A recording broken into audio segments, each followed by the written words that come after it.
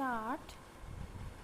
आज हम करेंगे हमारी हिंदी व्याकरण का पाठ 2, जिसका नाम है वर्ण विचार, यानी वर्णों का विचार करना, वर्णों पर विचार करना। वर्ण क्या होते हैं? जो हमारे स्वर और व्यंजन होते हैं।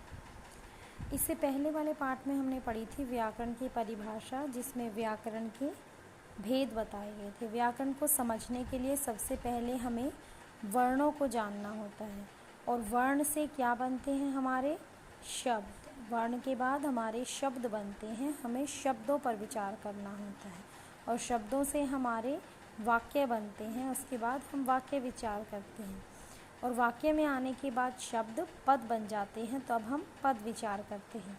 तो सबसे पहला जो हमारा व्याकरण का भेद है वर्ण विचार, हम पढ़ेंगे वर्ण विचार। भाषा की लघुत्तम इकाई ध्वनि है, यानी कि वर्ण, जिसे हम वर्ण भी कहते हैं, अक्षर भी कहते हैं। इसीलिए भाषा के ज्ञान के लिए सबसे पहले हमें वर्ण को जानना आवश्यक है। तो वह छोटी से छोटी ध्वनि जिसके टुकड़े नहीं हो सकते वो वर्ण कहलाती है। जैसे कि बच्चे खेलते हैं। यह वाक्य बोलने और लिखने के लिए वर्णों तथा ध्वनि चिन्हों का प्रयोग किया गया है। इस वाक्य के खंड किए जा सकते हैं। इसमें 3 शब्द युक्त हैं, बच्चे जमा खेलते जमा हैं। इन शब्दों के भी खंड किए जा सकते हैं। बच्चे में हम अलग अलग वर्ण को अलग अलग करके लिखेंगे, खेलते में अलग लिखेंगे, हैं में अलग लिखेंगे। उपयुक्त खंडों के और खंड नहीं किए जा सकते। ये सबसे छोटी ध्वनियाँ व्याकरण में वर्ण कहलाती हैं। ये जो हमारी अलग अलग ध्वनियाँ हो गई हैं, वर्ण हो गए हैं, ये वर्ण हैं जिनको हम तोड़ नहीं सकते हैं। और भी सबसे पहले हम देखते हैं वर्ण विचार में वर्णमाला। वर्णमाला क्या होती है? हिंदी भाषा को लिखने में प्रयुक्त होने वाले वर्णों के व्यवस्थित समूह को वर्णमाला कहते हैं। हिंदी वर्णमाला के कितने भाग हैं? 2, स्वर और व्यंजन। स्वर कौन से होते हैं? जिसका उच्चारण ध्वनियों का सहारा नहीं लेना पड़ता, ये स्वतंत्र होते हैं। ठीक है, जैसे अ, आ, ई, उ, ए, ऐ, ओ, औ, री। ठीक है, ये हमारे क्या हैं? स्वर हैं। 11 स्वर कहलाए गए हैं। इसके बाद हमारा आता है स्वर के भेद। जो हमने स्वर पढ़े 11 स्वर, उनके भेद। स्वर के कितने भेद हैं? 3 भेद हैं, ह्रस्व स्वर, दीर्घ स्वर और प्लुत स्वर। ह्रस्व स्वर कौन से होते हैं? जिनको बोलने में बहुत ही कम समय लगता है, वो ह्रस्व स्वर कहलाते हैं। जैसे अ, ई, ओ, री। दीर्घ स्वर कौन से होते हैं? जिनमें ह्रस्व स्वर से दुगना समय लगता है, यानी जितना समय हमें इसमें लगता है उससे दुगना समय हमें दीर्घ स्वर को उच्चारण करने में लगता है। अब ये सारे हमारे ह्रस्व स्वर हैं, यानी छोटे स्वर हैं, जो हमें बोलने में कम समय लगता है। दीर्घ स्वर में हमारे सारे बड़े स्वर आएंगे, जिन्हें बोलने में हमें दुगना समय लगता है। जैसे आ, ई, उ, ए, ऐ, ओ, औ। तीसरा है हमारा प्लुत स्वर। वे स्वर जिनके उच्चारण में दीर्घ स्वरों की तुलना में अधिक समय लगता है, इन्हें ह्रस्व से ज़्यादा दीर्घ और दीर्घ से भी ज़्यादा प्लुत स्वर, उसे प्लुत स्वर कहते हैं। जैसे कि हम किसी चीज़ को 3 लिख देते हैं, उसके आगे क्या लगता है कि इसको लंबा खींचना है। जैसे हम ओम बोलते हैं, ओम लिखते हैं, उसका उच्चारण कैसे करेंगे? ओम। तो उसी एक शब्द को बहुत लंबा खींचना प्लुत स्वर के अंतर्गत आता है। ठीक है, उसके बाद है हमारी स्वरों की मात्राएं। ये स्वरों का प्रयोग जब व्यंजनों के साथ किया जाता है तो उनकी मात्राएं यूज़ की जाती हैं, यानी व्यंजनों के साथ स्वरों को केवल मात्रा के रूप में प्रयोग किया जाता है।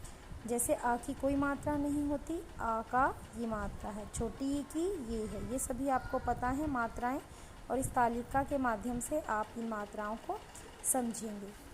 अगला है हमारा अयोगवाह। अयोगवाह क्या होते हैं? हिंदी वर्णमाला में 3 अन्य वर्ण भी प्रयुक्त होते हैं, जो न स्वर होते हैं और न ही व्यंजन होते हैं। इन्हें अयोगवाह कहा जाता है। ये वर्ण निम्नलिखित हैं। कौन से हैं? अनुनासिक हैं, अनुस्वार हैं और विसर्ग हैं।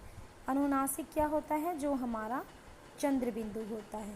और अनुस्वार क्या होता है? जो हमारी अंक की बिंदी होती है। और विसर्ग क्या होता है? जो हमारे ये 2 बिंदी होती हैं। तो अनुनासिक कौन से होते हैं? जो मुख से बोले जाने वाले स्वर हैं, और उन्हें जब हम लिखते हैं तो उसमें चंद्र बिंदु लगाया जाता है। अनुस्वार कौन सा है? जिसका उच्चारण नासिका से होता है, यानी नाक से होता है। और ये 5 वर्गों के अंतिम अक्षर का स्वर करता है, यानी क ख ग घ अइया। जो लास्ट के 5वें वर्ण होता है उसमें अनुस्वार का प्रयोग होता है और इसमें अंक की बिंदी का प्रयोग किया जाता है। इसके बाद है विसर्ग। विसर्ग क्या होता है? इस ध्वनि का उच्चारण ह के रूप में किया जाता है और इसमें 2 बिंदियां लगाई जाती हैं। जैसे हम लिखते हैं अत के आगे बिंदी लगाई तो क्या बन गया? अतः, प्रातः, मूलतः। इसके बाद स्वरों के बाद हमारे आते हैं व्यंजन। व्यंजन क्या होते हैं? जो स्वरों की सहायता से बोले जाते हैं। हिंदी वर्णमाला में 33 व्यंजन हैं। हमारे 11 स्वर हैं और 33 व्यंजन हैं और 2 हमारे अयोगवाह हैं। व्यंजन के भेद कितने हैं?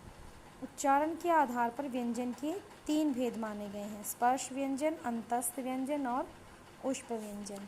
स्पर्श व्यंजन कौन से होते हैं? जिसमें हमारे 5 वर्ग आते हैं और 5 वर्ग हमारे कौन से हैं? क वर्ग, च वर्ग, ट वर्ग, त वर्ग और प वर्ग। क वर्ग के अंतर्गत हमारे क, ख, ग, घ यहाँ आते हैं। च वर्ग में च, छ, ज, झ, न। ट वर्ग में ट, ठ, ड, ढ, न। त वर्ग में त, थ, द, ध, न। प वर्ग में प, फ, ब, भ, म। विशेष क्या है इसमें? अड़ा और ढा व्यंजन क्रमशः ड और ढा व्यंजनों से विकसित हुए हैं। इनका उच्चारण स्थान मूर्धा है, यानी मूर्धा से इनका उच्चारण किया जाता है। स्पर्श व्यंजन के बाद हमारे दूसरे आते हैं अंतस्थ व्यंजन। अंतस्थ व्यंजन कौन से होते हैं? जो अंदर ही अंदर बोले जाते हैं, जिसमें प्राणवायु अवरोध दृष्टि से स्वर व्यंजनों के मध्य में, यानी हमारी जो प्राणवायु है वो मध्य में ही स्थित हो जाती है। ये अंतर हमारे अंतर में ही रहते हैं जब हम इनका उच्चारण करते हैं, जैसे य, र, ल, व। ये जो व्यंजन है ये हमारे अंतर में ही रह जाते हैं, इसीलिए इसे अंतस्थ व्यंजन कहा जाता है। अगला है हमारा ऊष्म व्यंजन। ऊष्मा का अर्थ होता है गर्म हवा जो निकलती है। वे व्यंजन जिनको बोलते समय हमारे मुख से गर्म हवा निकलती है उसे ऊष्म व्यंजन कहते हैं। ये संख्या में 4 हैं। कौन से हैं? श, श, स और ह। इनका उच्चारण करते समय हमारे मुख में से गर्म हवा जो है वो बाहर निकलती है, इसीलिए इन्हें ऊष्म व्यंजन कहा जाता है।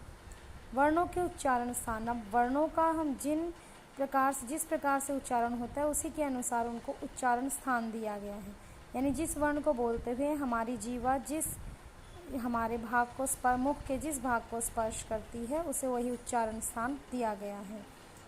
उच्चारण स्थान है कंठ, तालु, मूर्धा, दंत, ओष्ठ, नासिका, कंठ तालु, कंठ ओष्ठ, दंतोष्ठ।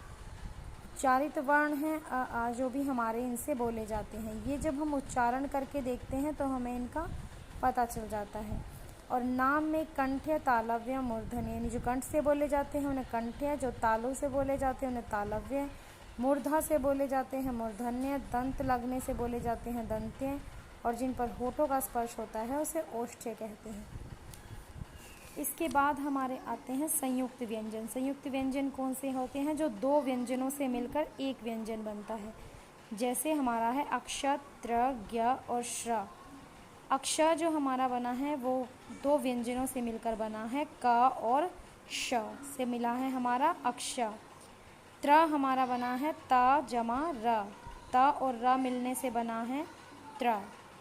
ज्ञ हमारा बना है ज और अय्या को मिलने से ज्या बनता है। श्र हमारा बना है श जमा र, श और र के मिलने से श्र बना है। इसी प्रकार द्वित्व व्यंजन होते हैं। द्वित्व व्यंजन कौन से होते हैं? जिसमें 2 व्यंजन एक साथ होते हैं, ठीक है। इसमें एक आधा और एक पूरा होता है। जैसे पत्ता, पत्ता द्वित्व व्यंजन है क्योंकि इसमें 2 ता हैं, एक आधा ता और एक पूरा ता। च, बच्चा।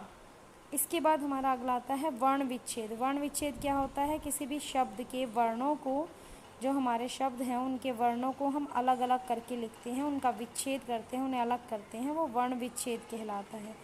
और वर्ण विच्छेद करते समय एक बात हम ये ध्यान रखते हैं कि व्यंजन से हम स्वर को अलग करते हैं, वो वर्ण विच्छेद, यानी एक एक वर्ण को हमें अलग करना है। जैसे हमारा है विद्यालय। विद्यालय में सबसे पहले व जमा छोटी ई जमा आधा द जमा य जमा आ जमा आधा ल जमा आ जमा आधा य जमा अ। इस प्रकार से हर वर्ण को हमने अलग किया है, विच्छेद किया है और ये हमारा वर्ण विच्छेद है। इसके साथ ही हमारा ये पाठ 2 पूरा होता है। उसमें अभी तक जो हमने पाठ में सीखा पढ़ा वो हम यहाँ देखेंगे। सबसे पहले भाषा की लघुत्तम इकाई वर्ण कहलाती है। सबसे छोटी इकाई वर्ण कहलाती है। हिंदी भाषा को लिखने में प्रयुक्त होने वाले वर्णों के व्यवस्थित समूह को वर्णमाला कहते हैं। उच्चारण के आधार पर वर्णों को 2 भागों में बांटा गया है, स्वर और व्यंजन। वे वर्ण जिनका उच्चारण के समय अन्य ध्वनियों का सहारा नहीं लेना पड़ता स्वर कहलाते हैं। स्वरों की सहायता से बोले जाने वाले जिन वर्णों का उच्चारण करते समय वायु मुख से अलग अलग स्थानों पर रुक रुक कर निकलती है वे व्यंजन कहलाते हैं। अनुनासिक, अनुस्वार तथा विसर्ग न तो स्वर है और न ही व्यंजन। 2 या अधिक भिन्न व्यंजन जब आपस में मिल जाते हैं तो उन्हें संयुक्त व्यंजन कहते हैं। एक ही व्यंजन का जब 2 बार प्रयोग होता है तो उसे द्वित्व व्यंजन कहते हैं।